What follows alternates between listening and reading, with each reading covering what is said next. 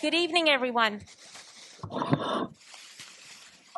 The board met in closed executive session where we called our meeting to order so we can begin. And tonight we begin with a special public hearing on the 2020-2021 Annual District Report of Violence and Vandalism and Harassment, Intimidation, and Bullying.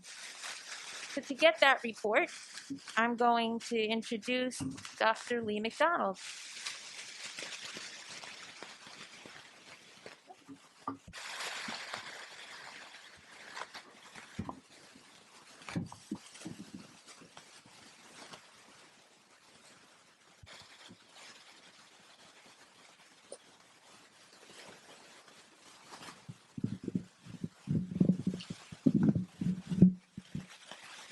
Good evening. Thank you, Ms. Case. I'd like to present to you the 2020-21 Student Safety Data Report. This report is required by the New Jersey Department of Education in compliance with state and federal reporting. To lay the context, I want to begin just by explaining the Student Safety Data System. This is a state system for tracking incidents of violence, vandalism, harassment, intimidation, bullying, weapons offenses, substance abuse offenses that occur in public schools across the state. The other data that is tracked in this system is with regards to trainings and programs for harassment, intimidation, and bullying as required under the Anti-Bullying Bill of Rights. So there are several types of SSDS incident that go into the system. These are some examples here. It could be everything from damage to your property, vandalism, as mentioned before. It could be a substance offense. It could be a theft, some sort of criminal threat, all of the above. Anything that would ultimately require the removal of a student from the school setting through suspension or expulsion, for example. So looking at our data from this past school year, 2020-2021, you'll obviously notice the numbers are really low. This is no doubt due to the pandemic, the fact that during this past year, 70% of our population was remote. Our schools, even when we were in session, were on 1 week off, 1 week on cohorts. So the number of students was significantly down. Obviously, that led to far less incidents reporting, far less student-to-student contact, and other instances. So the first category you're going to see there is the violence overall, 1 incident reported across the district. This is for the entire school year. Vandalism, none. Substance abuse, 1. Weapons offenses, 0. Confirmed HIB, this was presented earlier this summer, 29 confirmed cases across the district. Again, that's more than half of less than what we normally see in a typical school year. If we go back to 2 years ago, that's probably what I would refer to more as a typical year, looking at 2019 school year and even the 2020 and 2021 school year. If you look at the 18-19, that represents what we've tended to see district-wide in the previous few years prior to that, with 25 cases, the violence, 16 vandalism, 33 substance abuse type incidents, weapons, 4 overall, 73 confirmed HIB. If you go down to the next row, you'll see that there was a slight uptick in the violence incidents, but again, 8%.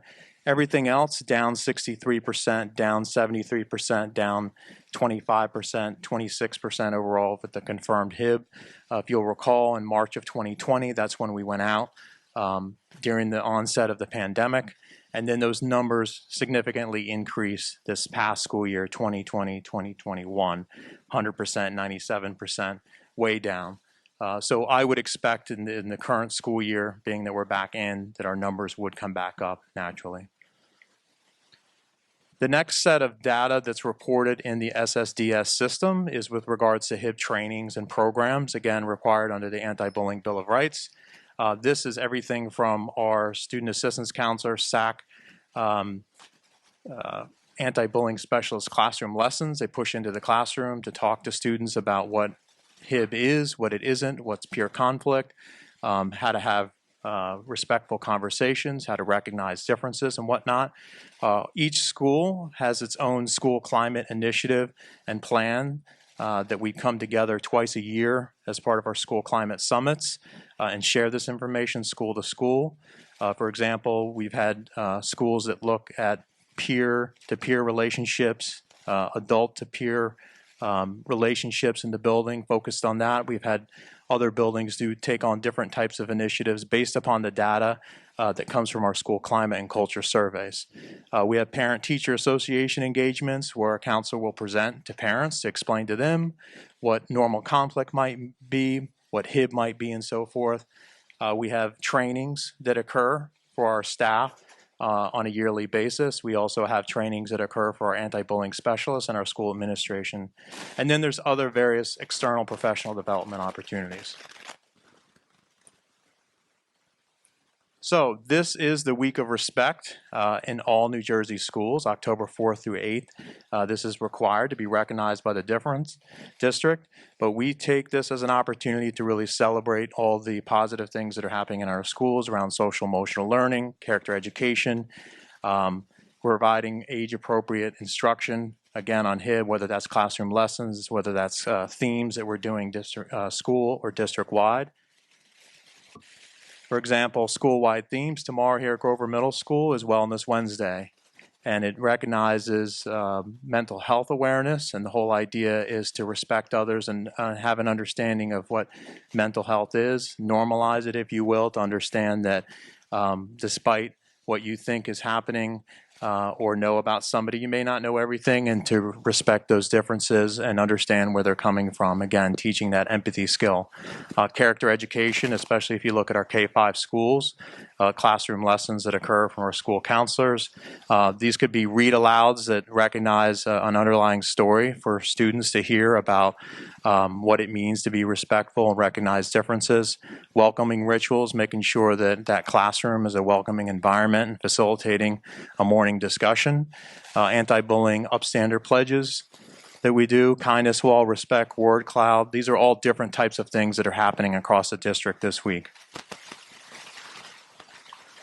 Next is the School Violence Awareness Week. This is also required by the state of New Jersey, October 18th through the 22nd this year, Violence Awareness Week, and really is meant for schools to recognize and bring about a recognition to the importance of school violence awareness and school safety, and realizing that school safety is paramount to our students' success. School Violence Awareness Week, we will recognize it a variety of different ways in a few weeks. Conflict resolution lessons, again, facilitated by our school counselors and other support staff. Morning meetings that occur in the classroom. Quotes and actions that inspirational leaders have taken that are well known to provide those examples. Could be a quote from Gandhi, could be something that Nelson Mandela did, it could be something that's happening here in the community to stand up for individual rights and to bring about violence awareness. Teaching tolerance, self-regulation, if you think about social emotional learning, making sure that those skills are being taught for students to recognize their emotions, understand differences, think about social awareness, think about their peer-to-peer interactions. So what does this all mean? To me, it's about school climate. It's about creating safe spaces, number one, within our school community. We're very fortunate to have a community that is, by and large, safe. We're fortunate to have school security in every building. Our buildings are appropriate settings to make sure that they're safe. We have Class 3 officers in every building. We have a security process and personnel in place across the district to make sure that our schools are secure and that students are welcome each and every day. Social emotional learning, we have a strategic plan specific for this to make sure that our students understand this, that our teaching staff puts the social emotional needs of our learners first. We certainly take pride in having culturally responsive classrooms. If you think about the work that we're doing around equity across the district and creating safe learning environments within each and every classroom.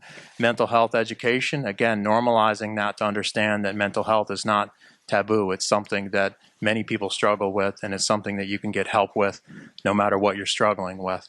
Trauma-informed care practices, this is recognizing that when students come to our schools, they're not just unpacking book bags, right? They're not just unpacking books, and that there are challenges that they face each and every day in their life, family circumstance, personal circumstance, and we need to recognize and meet them where they are.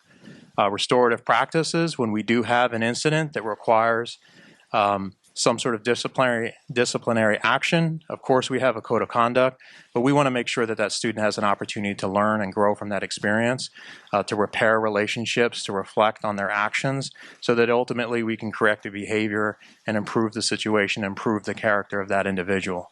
School and community partnerships, there are numerous throughout the district, whether that's our partnerships with law enforcement coming into our schools to do things such as DARE, drug awareness, alcohol awareness, as an example.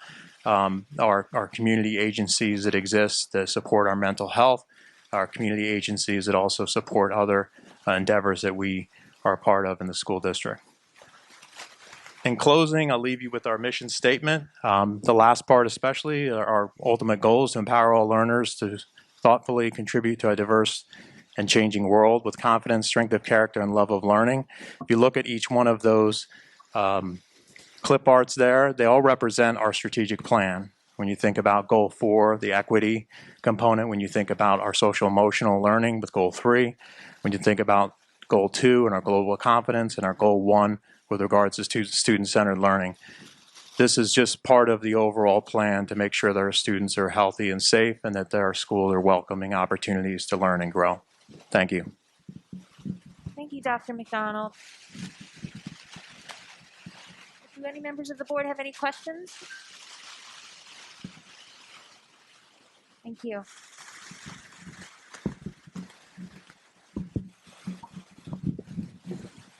At this time, we're going to have an opportunity for public comment just on the report that was presented.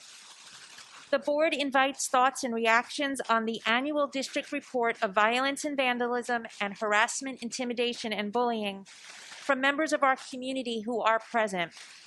Each participant is asked to give his or her name and address prior to making a statement, which will be limited to 3 minutes in accordance with Board Policy 0167. All statements shall be directed to the presiding officer. This public comment period shall be limited to 15 minutes. Would anyone like to make a comment tonight? Okay, seeing as it doesn't appear that way, I will close the public comment. And I now need a motion to approve the 2020-2021 Annual District Report of Violence and Vandalism and Harassment, Intimidation, and Bullying as required by the New Jersey State Department of Education. Martin and Rachel. Are there any questions or comments? We'll start with Mr. Clary. Yes.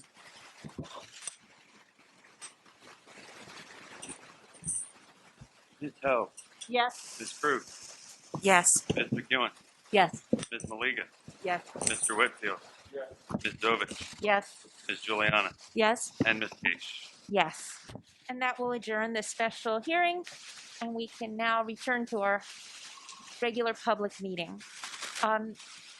As we begin tonight, I just want to point out that this is the last time, at least for now, that we will be meeting here at Grover, starting with our next meeting.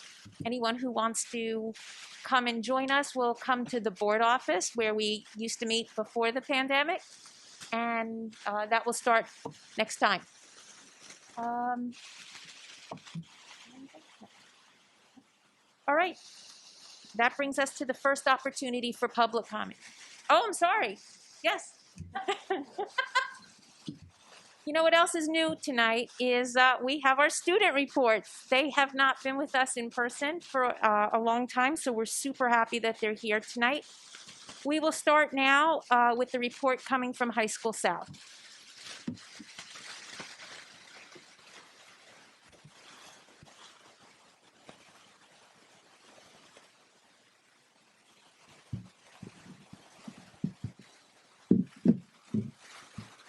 Okay. Wait, do I take this off? Yeah. All right, so these last few weeks, High School South has mostly been working on homecoming. Our homecoming game was last Friday, so class council has been working on homecoming decorations. A few years ago, the fire department called us about our homecoming decorations. So the new rule is that 20% of the walls can be covered. So we worked on that the past few weeks. Last week was also our Spirit Week, so we generally received a good amount of participation. But our pep rally at the end of the week got canceled in addition to the homecoming dance. So instead of that, what we did to replace it is our gym relays were still held outdoors. Basically, these are gym relays held during a gym period between the different classes. And right before the game, we also implemented class relays. So it's different from a pep rally since it was all optional to attend, like the football game. But it was the closest to a pep rally we could get, and I think people are generally happy with that also. Points were still counted for Spirit Week's gym relays and class relays, so it was similar to how Homecoming Week used to run before the pandemic, and seniors won the Spirit Week. We also started working on Pirates Crew for Homecoming. So first we got seniors to submit nominations for the top 10 seniors they wanted, and 12 ended up being picked because of ties.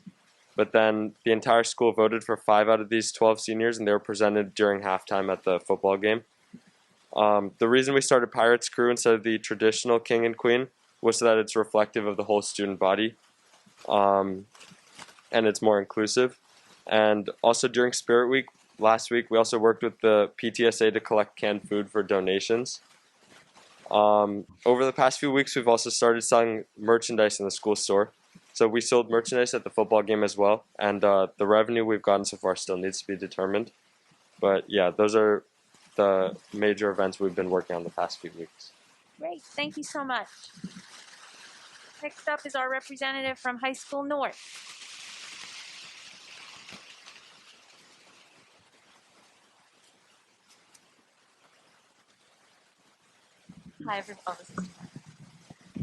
Hi everyone, my name is Allison Wu and I'm the rep for High School North. First off, I want to apologize for coming in a bit late. I've been here like 4 years. I had a really hard time finding the entrance in here.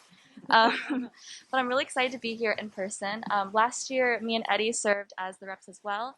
And it was a really great time. We really enjoyed doing these presentations. And we're really happy to be in person this time. So first off, I wanted to start off with homecoming. So this is our Spirit Week. And yesterday was Spirit Night, so we had put all of our decorations up from 3 to 6 p.m. 20 people from each class came in and worked tirelessly to put everything up, and it's really beautiful. If you guys are ever in High School North, you should definitely take a look. We did shorten the wall to around half the usual size just because of COVID restrictions and time restrictions, but it's really nice. They did a really great job of planning. I'm really proud of our student council members. And for the Spirit Week, so yesterday was Pajama Day. Today is Red Carpet Day, as you can tell probably from my dress. Tomorrow's going to be Vintage Day, which is like a throwback, like decades type day. We're doing Tacky Tourist on Thursday, and then Friday's going to be Class Shirt Day, which is kind of a tradition at North. And if there are any parents from North here or any students from North, remember to dress up because these are going to be counted towards Spirit points. And that, I mean, although homecoming is a unifying experience for North, all the students, it is technically a competition between the classes. So it's important to rep your class and wear your Spirit. And on that note, we're having gym games this Thursday and Friday. We do these annually, but we've decided to amp up the competitive factor just because, unfortunately, because of COVID regulations, we're not able to have a pep rally this year. And so we're kind of shifting into, kind of leaning more into this gym games idea, which, to give you some context, is would happen in regularly scheduled gym classes, where classes compete against each other and they win points for their total for the class, which is the competition factor of homecoming. And then our football game is going to be this Friday at 7 p.m. against Hopewell Valley Central. And it is going to be a neon out, meaning if you guys are coming out, definitely show solidarity by wearing some neon colors. And moving on from homecoming, there is a collaboration between the BSU, which is the Black Student Union, and the book club at our school. And they're reading the book How to Be Anti-Racist by Ibram X. Kendi. And it's a really great book, by the way. But what they're doing is they're reading it in segments, and then every Wednesday, right after school, they're meeting up to discuss it in the media center, and it's going to be run by Miss Pandolfo this year. And of course, fall sports First, senior nights have been ongoing for the past few weeks, and they'll continue into October as fall sports comes to a close. This is Eddie's part, but I'm going to fill in because he's unfortunately not able to be here tonight. So our National Honor Society, we have the New Teacher of the Month door decorating event, and this means that we decorated 12 doors for our new teachers to kind of show that we're welcoming them into our community, and also that we appreciate them for joining us. And then we also opened up the returning free district-wide tutoring program, and the official spreadsheet has been updated, so students can now contact NHS members to get tutored. And also we're planning the trunk or treat event, which is going to be RSVP only this year just because of COVID. And then of course we have our testing. So we have the NJ Start Strong assessment, which is this week. I've already took it. It was okay. And yeah, there's also the October PSAT, and that's going to be for sophomores and juniors only next Wednesday, which is the 13th. So that means that the freshmen and the seniors get to come in a little later at 10:45, which I'm really excited to sleep in for. But there is going to be a virtual learning experience before then. And that concludes my report. So thank you so much for your time and your attention. Thank you very much, and thank you to both of our student reps. You guys are awesome, and we appreciate hearing what's going on at your schools and being able to see you in person. Now it really is the first opportunity for public comment. The board invites thoughts and reactions on agenda items and items of concern from members of our community who are present. Each participant is asked to give his or her name and address prior to making a statement, which will be limited to 3 minutes in accordance with Board Policy 0167. All statements shall be directed to the presiding officer. This public comment period shall be limited to 60 minutes. Would anybody like to make a comment tonight?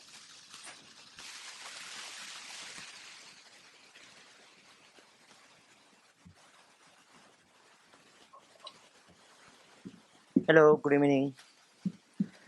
Makran Bidwe, Ravens Crest, Plainsboro. It's strange, isn't it? All 10 of you get to do whatever you like. Look, where's the population of Plainsboro? Where are the 9,000 parents? Democracy dies in darkness. All these lights are meaningless. They don't come. Why they don't come? Because you are too intimidating. They don't understand. They think you are the gods for them, or you are too intimidating. I'm going to focus on my 2 children. They will not return to school because they are under travel quarantine. And the superintendent keeps denying it. He has this habit. So, I will escalate my protest. I'm planning to put a chair and a big banner outside the office, Village Road, whatever your corporate office is, multi-million dollar. And I'll be sitting there. If you ask me to leave, I'll go. I'll come back the next day. If you call the police, they say, I'll leave, I'll come back the next day. I'll keep doing this till I get the attention of the media, the social media, until the superintendent realizes that he is terribly wrong. My 2 daughters deserve virtual school. He has no right to pocket our taxes and ignore us. The kids also tell me, Daddy, we went far away, so we satisfied the quarantine requirement. Now, the dispute might be he thinks I'm trying to, manipulate the system, malice, something. I don't do that. I'm an astronomer. The human things don't affect me.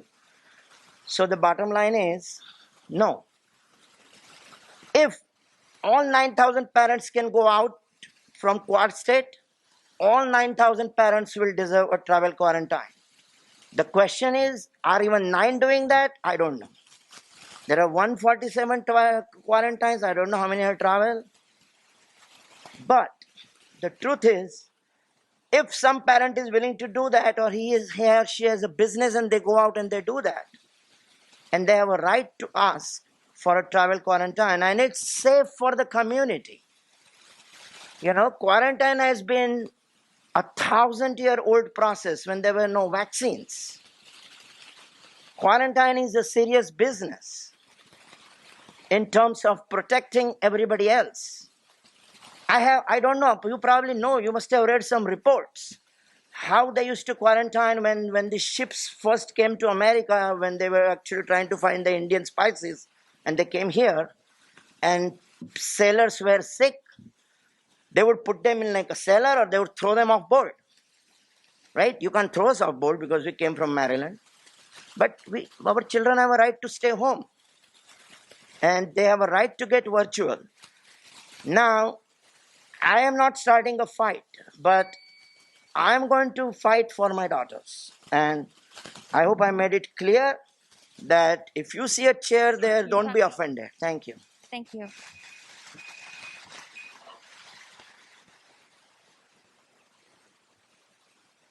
Anyone else tonight? Right, that will close our first opportunity for public comment. The board committees did not meet since the last board meeting, so there are no committee reports tonight. So we will move ahead to the voting portion of our agenda. We'll begin with the administration items. Can I please get a motion on administration items 1 to 10? Tony and Robin, are there any questions or comments about the administration items? Okay, we'll start with Ms. Ho. Ms. Krug. Yes. Ms. McEwen. Yes. Ms. Maliga. Yes. Mr. Whitfield. Ms. Dovich. Yes. Mr. Flores. Yes. Ms. Juliana. Yes. Ms. Gage. Yes. We have no curriculum and instruction items tonight, so can I please I'm going to ask for a motion on the finance items, but I need to make one correction. On finance item 8B, we are being asked to approve a district member to attend a conference, and on the agenda, it's listed as virtual, and the conference will actually be in person. So with that correction, could I please get a motion on finance items 1 through 11? Loy and Louisa, are there any questions or comments on the finance items? Okay, we'll start with Ms. Krug. Yes. Ms. McEwen. Yes. Ms. Maliga. Yes. Mr. Whitfield.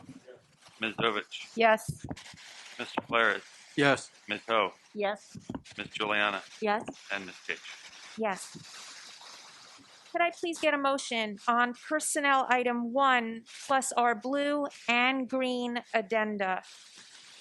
Graylin and Dana, are there any questions or comments on the personnel item? We'll start with Ms. McEwen. Yes. Ms. Maliga. Yes. Mr. Whitfield. Ms. Dovich. Yes. Mr. Flores. Yes. Ms. Ho. Yes. Ms. Krug. Yes. Ms. Juliana. Yes. And Ms. Gage. Yes. Just like to pause for a minute. Among the things that we just voted on were 3 retirements that I would like to acknowledge. Walter Connor is a high school South social studies teacher, and he's retiring after 46 years with the district. Maureen O'Connor, the school nurse at High School South, is retiring after 11 and a half years with the district. And Joan Galpin, who is a secretary at Millstone River School, is retiring after 27 and a half years with the district. I want to just, on behalf of the board, thank them for their hard work and commitment to our students, and I wish them all the best and good health in their retirements. Can I please get a motion to approve the minutes from our August 31st closed session and our September 21st meeting? Tony and Rachel. Any questions or comments on the minutes? All those in favor say aye. Aye. Aye. Are there any opposed or abstention? Do we have any liaison reports tonight? How about new business? That brings us to the second opportunity for public comment. The board invites comments from members of our community who are present. Each participant is asked to give his or her name and address prior to making a statement, which will be limited to 3 minutes in accordance with Board Policy 0167.